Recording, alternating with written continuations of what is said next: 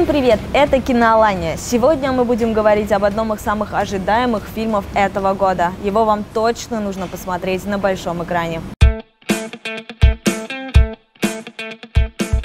Итак, свершилось. Толпа ностальгирующих взрослых ринулась в кинотеатры, потому что наконец состоялась премьера новой игровой адаптации обожаемого всеми мультфильма «Король Лев». Спустя 25 лет Симба вернулся на большие экраны, реалистичный как никогда. Давайте серьезно, о сюжете рассказывать совершенно нет смысла, ведь оригинальный мульт смотрели практически все. Мы отлично помним Муфасу, Шрама, маленького Симбу, который вырос и стал настоящим храбрым львом, а также его верных друзей Тимона и Пумбу. С точки зрения самого сюжета здесь практически ничего нового. Зато с точки зрения визуальной новый «Король Лев» станет просто бомбой. В Дисней решили пойти по пути максимальной реалистичности, поэтому все герои будто живые. Да, они все сделаны с помощью компьютерной графики, но выглядят как настоящие. Ну и пейзажи жаркой саванны, они невероятно красивые. Киноадаптация «Короля Льва» вовсе не попытка переделать классику. Если быть до конца честными, то по большей части фильм откровенно копирует анимашку. Некоторые сцены до мельчайших деталей воспроизводят мультфильм.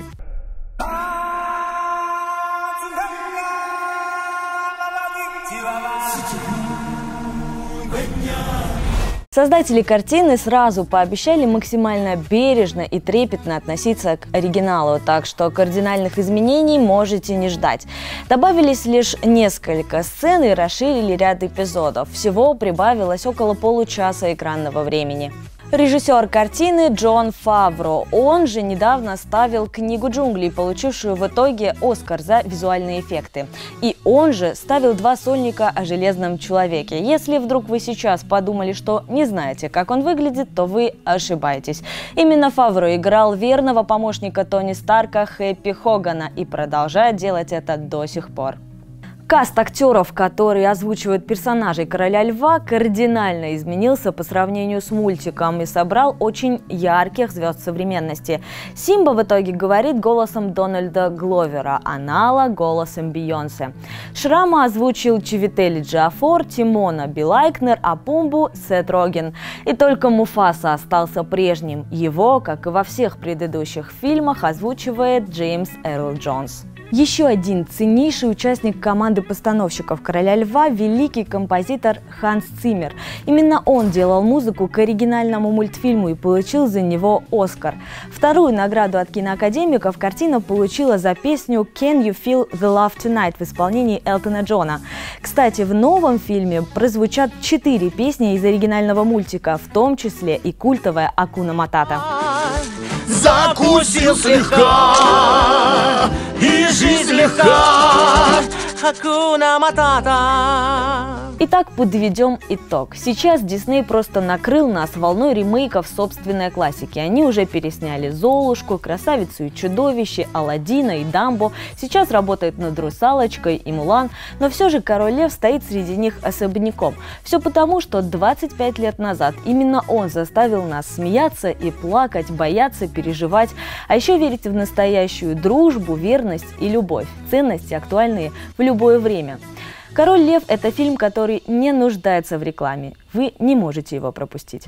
Эта неделя оказалась не очень богатой на премьеры. Возможно, студии просто побоялись конкуренции с «Королем Львом». Во всяком случае, у нас еще 2 фильма, о которых можно рассказать. Итак, на больших экранах можно посмотреть мистический ужастик «Солнцестояние». В центре истории группа молодых людей, которые отправляются в старое шведское поселение. Там им предстоит отметить древний праздник Мидсоммар или День летнего солнцестояния. Уникальный обряд в поселке, отрезанном от мира, проводится раз в 90 лет. И сначала кажется, что все замечательно. Светит солнце, люди добры. Вот только вскоре здесь начнется нечто чудовищно страшное. И за 2,5 часа фильма будет пролито немало слез и крови. Еще одна премьера недели – криминальная комедия «Искусство обмана». Главные герои – молодая красивая пара. Он профессионально ворует предметы искусства. Она его подельница, очень умная модель. Они проворачивают одно дело за другим, но однажды им придется решить очень опасную задачку. Справятся ли? Смотрите в кино. Если ни одна из премьер вас не заинтересовала, возможно, вы захотите сходить в кино на один из фильмов прошлых недель.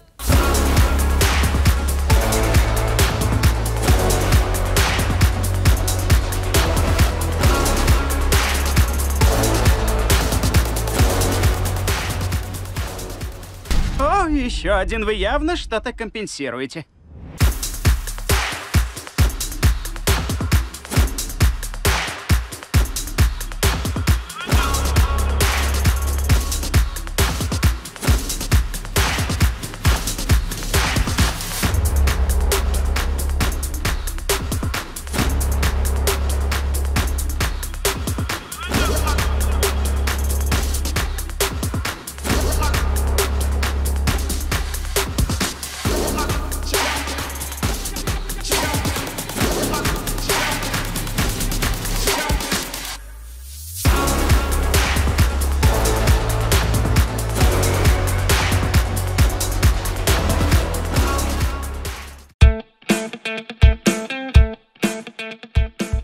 Сегодня в этой рубрике у нас доброе, трогательное и вдохновляющее кино, музыкальная драма «Август Раш».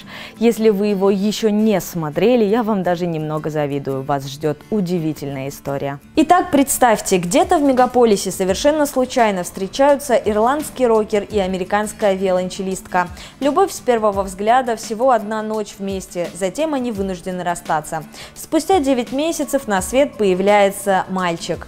Волей обстоятельств он попадает в приют, а через 12 лет он сам решается на поиски своих родителей. Однозначно сказать, что именно делает фильм «Август Раш» хорошим, сложно, но я бы начала с потрясающей музыки, которая задает правильную атмосферу в нужные моменты. Над ней работали много людей, в том числе композиторы Ханс Циммер и Марк Манчино. Их музыку номинировали на множество премий, в том числе и «Оскар». Ну и, конечно, невероятные актерские работы. Августа играет Фредди Хаймар, тот самый мальчик из «Чарли и шоколадной фабрики» и «Волшебной страны». Его Август получился наивным, добрым и честным мальчиком, который искренне мечтает только об одном – найти своих родителей. «Август Раш» – нереалистичное кино. Это удивительная сказка о добром мальчике с большим сердцем. От него прямо веет добром и теплотой. Именно поэтому его так важно пересматривать в сложные моменты, потому что он дает надежду и веру в лучшее. Ну а у нас на этом все. Смотрите хорошие фильмы и увидимся в кино.